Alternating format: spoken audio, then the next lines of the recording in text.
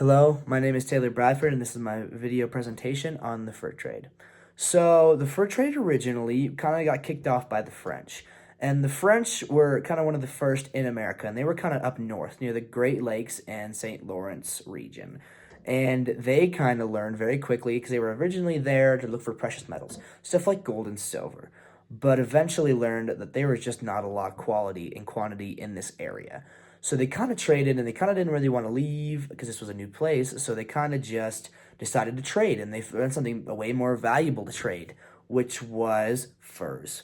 The early European fishermen realized that they were kind of wasting their time with their current professions. They were fishing, they were gathering, and they quickly realized that they could trade their goods that they make back home, like silver cooking ware and guns and gunpowder, and kind of trade that to the Native Americans for these furs. And the Native Americans were quite efficient at trapping these furs because they've been doing it for a long, long time.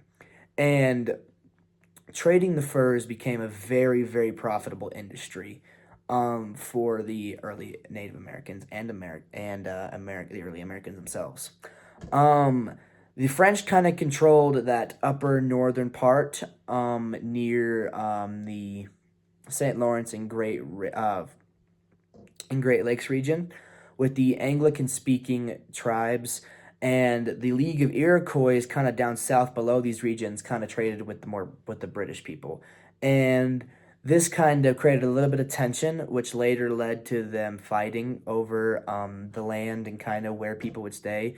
But the Iroquois eventually kind of shifted their focus, and the French kind of won over the Indians in this matter, especially the northern kind of early western parts. The Native Americans definitely traded with the French more, which created more tensions between the two because Britain and the early Puritans kind of had to shift their focus and kind of do it themselves, and they had to learn, which kind of created the mountain men, which are kind of romanticized throughout literacy as hard, strong, which kind of every man desires to be, kind of strong, harsh willed, and just kind of big burly men.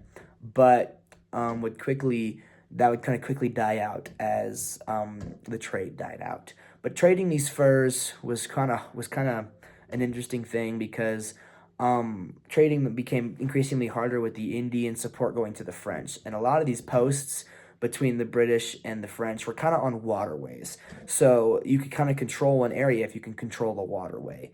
Um, because it was a lot easier to trade and move furs when you were connected to water. The animals they traded were traded because of the felts, and beavers and mink have a specific kind of underlying pelt, which helps with the buoyancy as much as it helps with them waterproof. And it's a very valuable felt because it's very soft and it's waterproof and it's warm, which kind of helps these animals survive, but makes great felt and hat.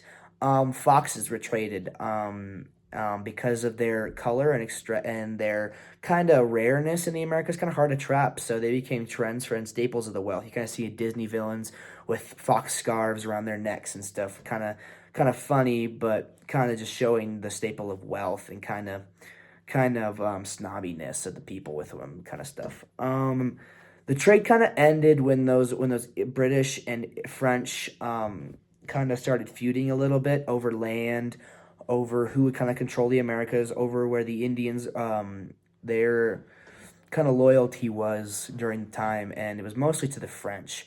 So the Britain kind of went more west, while the French kind of stayed north, and they kind of finally started ending when the beaver became way more rare, and you had to look further and further west for the pelts of the beaver.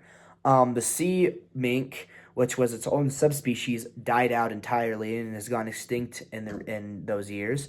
The mink kind of moved further inland just as the sea otter did. The sea otter kind of stayed where it was put because it's a sea otter, but yeah, the beaver kind of disappeared in those areas, which became them increasingly hard to find, and the trends, because they weren't being fueled as much, kind of died out, which kind of was a kind of like a fashion trend, kind of bing bang boom, and kind of how the fashion industry is, and the beaver kind of lost its value. So when the mountain men finally came along, they were kind of selling to more American buyers. Um, and in England, the trade ended fully when silk was introduced. They could mass produce silk and make it, and it was just kind of more efficient in general. They could mass produce clothing, they could mass produce everything because it was just easier to get a hold of. You don't have to skin a beaver, you don't have to trap a beaver. It was just a lot simpler. And so and that finally kind of ended the fur trade. Now the fur trade kind of still goes on today.